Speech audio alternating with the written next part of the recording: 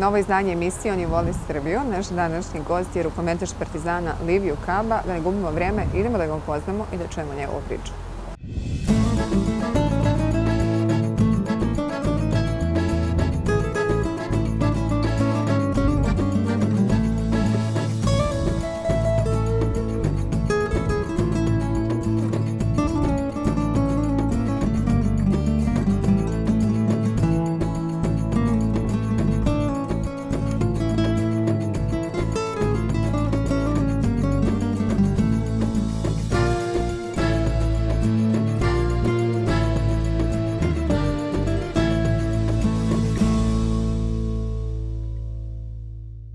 Thank you so much for your time. It's a pleasure having this interview with you. So first off, I would like to ask you, how are you doing? How do you like your life here? How is everything going on here in Belgrade? Hello, I'm doing very good. This is I think my 11th month here in Belgrade for me. It was until now, and for sure it was a nice experience. It was something new because it's my first time when I leave my country, Romania. So it was like a different culture, but also same, because in my opinion, like Romanian and Serbians are more lively. Yeah, you said something extremely true. It's a different culture, Yes. but on the other hand, it's very similar. Yes. So wasn't that a big shock for you to adjust here? No, I think the most difficult part was the language, Okay. because I think it's Romanian and Serbian, the language is very different, but the traditions, the culture, the food also, there are very lot of similarities between them. So it was more easy to adapt. Okay, so later on, we were digging more in this topic, your life here, talking even more about your experience with the club. Yeah. But let's go a little step back, because I would like to get to know your story first. You're from a humble family, so you had this in your DNA. Tell me more about that. Yeah, I mean, my father, my mother, also have a sister. They were all handball players. They did all their life this, and I think they were doing very good. But they didn't push me to the sports. They let me choose what I want to do in the future. I didn't even start with handball. I started with swimming. I was a swimmer from my childhood for some years. Then I decided to switch. They spoke to me, okay, you want to do this, you can go, but you need to give 100%, and you will see if you can go professional or not. You're not disappointing you if you not make it. So here I am now. Okay, but what attracted you to handball? I'm sure that your family had a little bit of an influence, Yes. but I'm sure that was something that pushed you to this sport. Because in the house every day I see this handball. So it was like a normal thing to like this sport, to understand it better, like to a normal person. I know the details. I would go to games since I was a little kid. Yeah. So it was part of my DNA, handball. Yeah. So one time I said, okay, I want to do this. So that was the story. Yeah, when we said it was part of your DNA, this is a super correct Yes, sentence. Yeah. Because as you said, you grew up in this environment where everybody was talking about handball. In your house was a normal topic. Because they were in this sport, they know all the details, you know. They know when I have a good game or bad game. I don't need to share all the informations, but I don't like to speak only about handball. I like to have like a normal conversation with them, to speak also with handball, also to speak about life. I don't like handball to be all the topics between me and them, you know.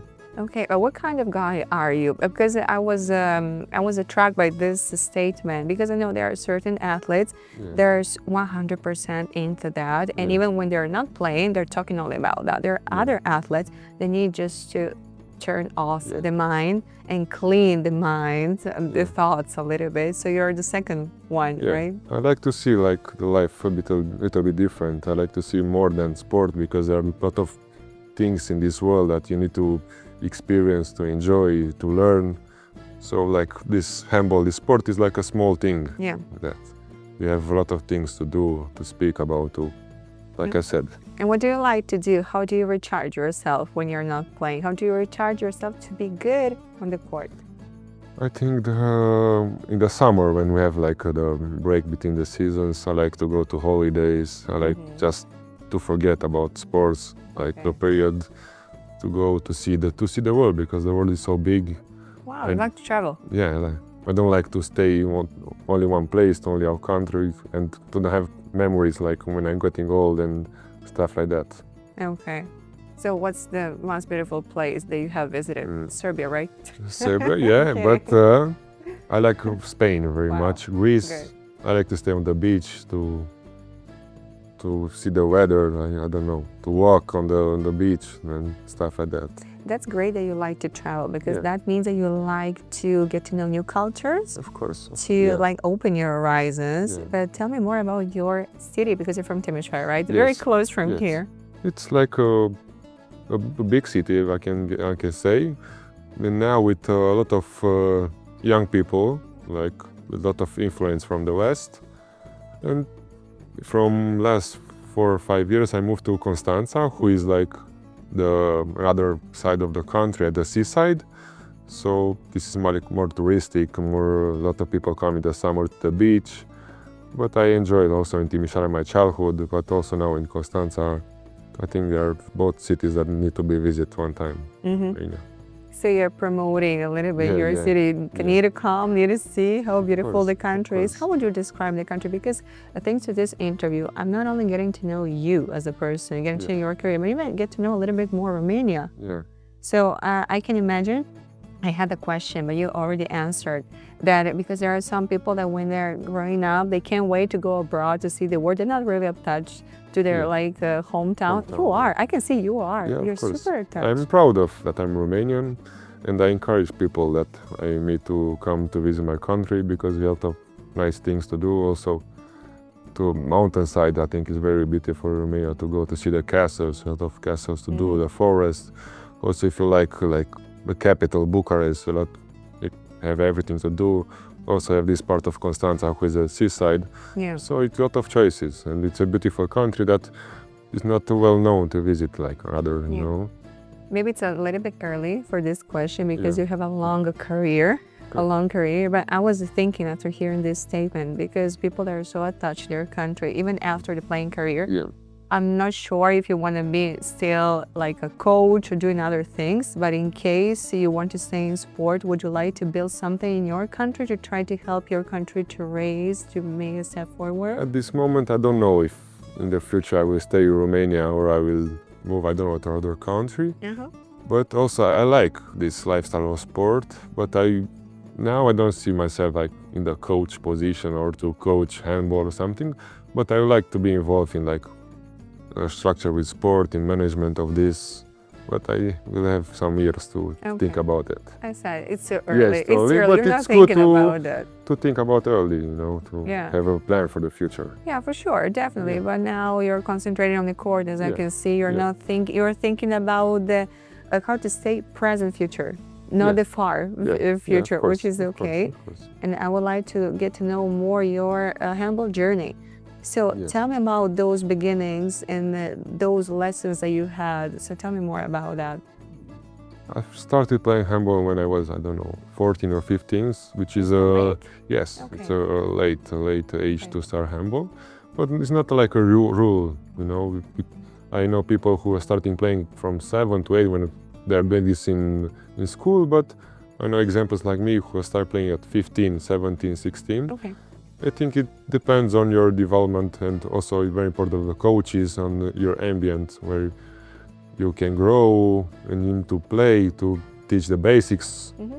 And I played from 15 years old in Timișoara, and at 18, 19 you finish your juniors, and there you take the step from on the senior team, when you becoming a professional.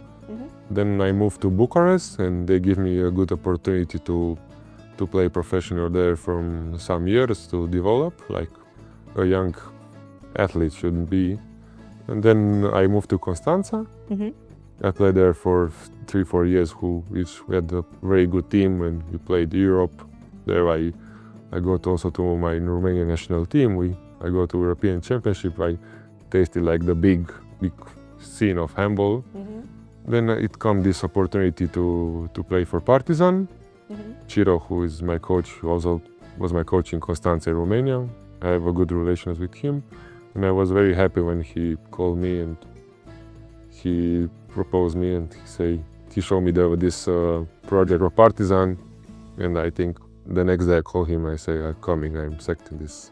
Okay, before I ask you more questions about Chiro, I just wanted to say something. When I asked, is that late? I wasn't criticizing. Actually, it was a compliment because you started later and you were able in less time to reach the goal. So actually, that's a very good thing. That's a sign of your talent, of your devotion, of your effort, and the effort that you made. So because I presume that for you it was a little bit tougher because you had to work more, because there were kids that were already, right? Because when you're starting early, you know that the basics, you know. So when you start late, you need to work more to catch up these, let's say, lost years. But it was good in the end. You know. It was very good, actually. We can see your career, so it was definitely good. And the Serbian connection. So tell me more about this Serbian connection. And the school, I presume, was a little bit different because everybody's always talking about this school from the Balkan. And tell me your point of view. Was different from what you were used to in Romania? So how do you change after that? It was like something different but also, I told you earlier, it's a lot of similarities in Romania and Serbian. It was nice and it was easy to adapt at some point. And for sure, this experience, I will remember all my life, and it was a good thing coming here. Okay, definitely. And how would you describe yourself as a player? I describe myself like I'm a teammate. I like to have to encourage my teammates. Also in handball defense, I'm like the main part of my defense. I like to sacrifice also for my team. Let's say hardworking, and that's it. And do you have the passion? When you started, I'm sure that you had this family connection. You have a passion for the sport. And after the years, after a couple of years, this passion, because of the stress, of the pressure, can change a little bit. But I don't think this is your case because you have a particular energy. You're not smiling that much when you're speaking, but you're like giving us a positive energy. You're like, I'm very devoted to this. Am I right?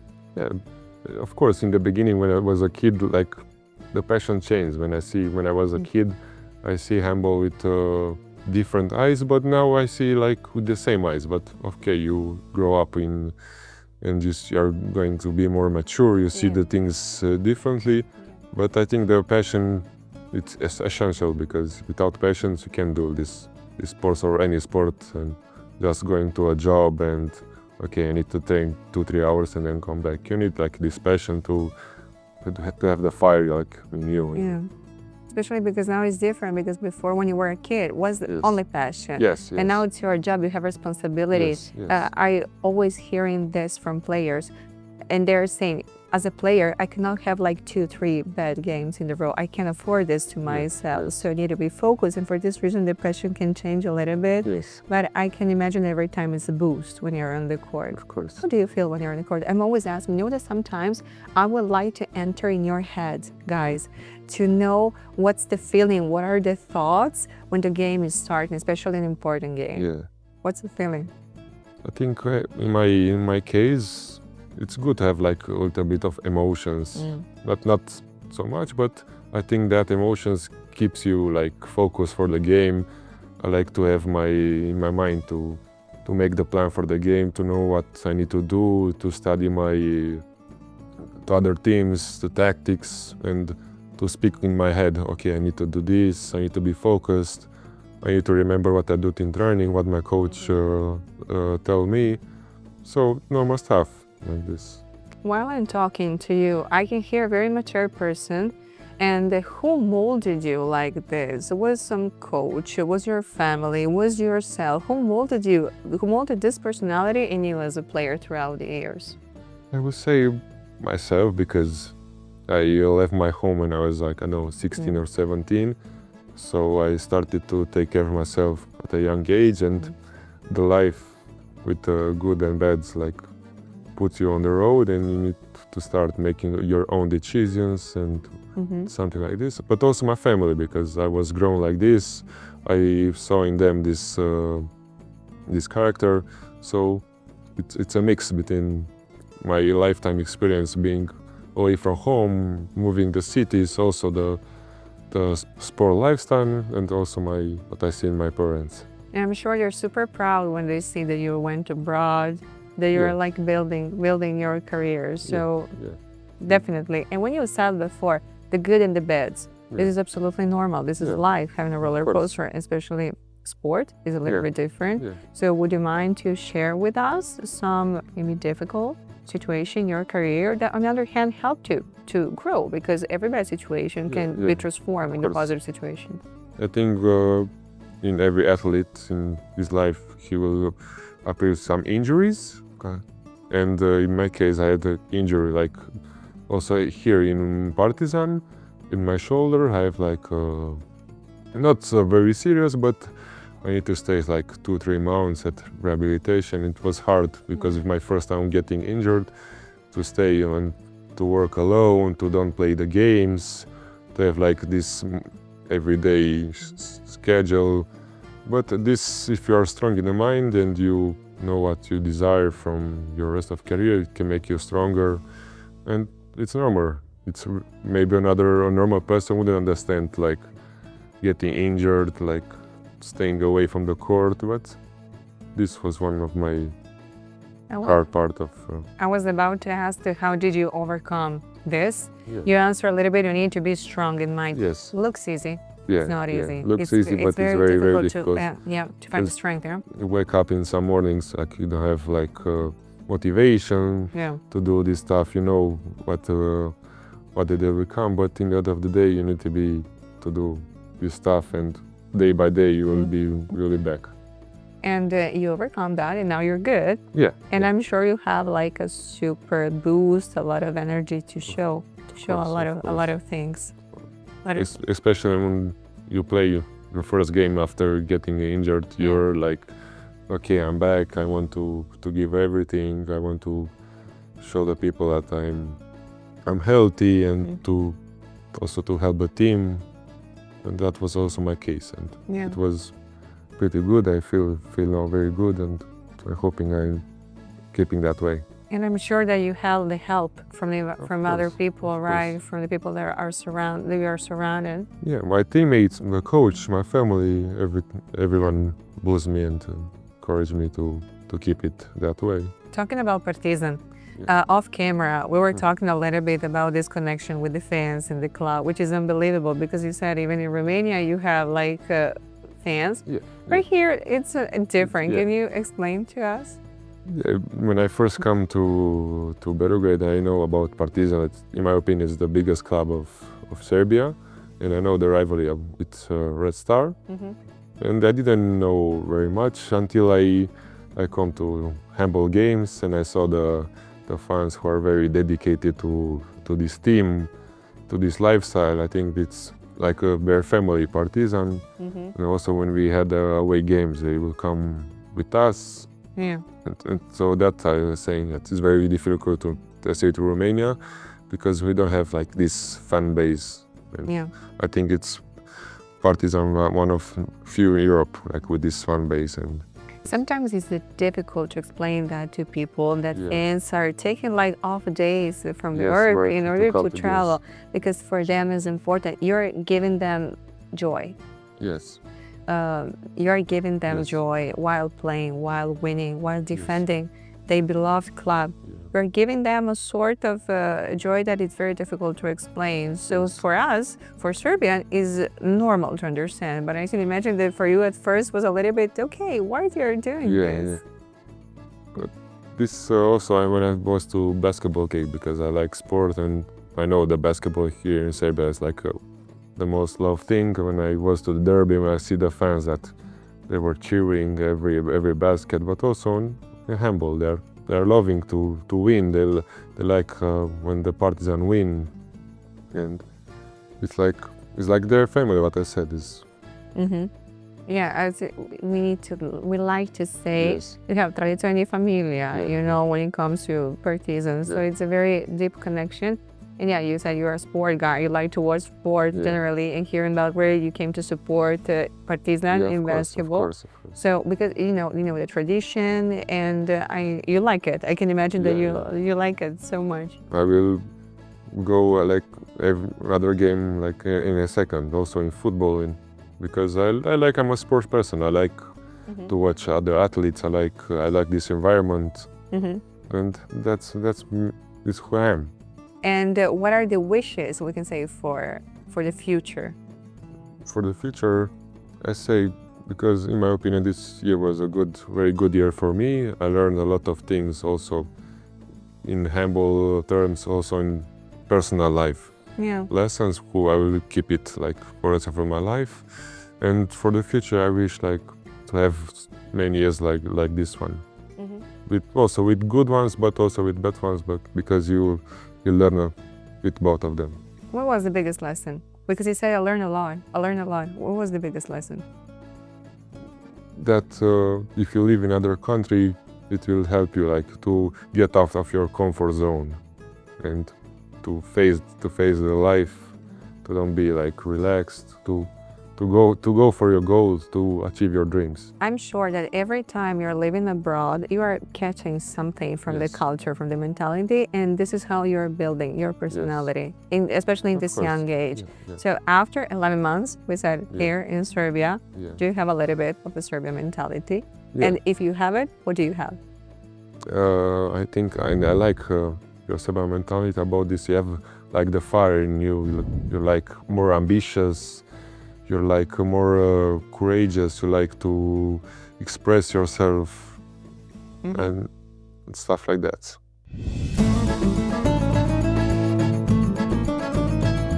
Thank you so much for the interview. I wish you all the best in your Thank you, career. thank you so much. And to wrap it up, you have this camera over here. If you have a short message for Partizan handball fans, you can send them. Thank you for all your support. Thank you because you're amazing fans, and I hope I will see each other soon.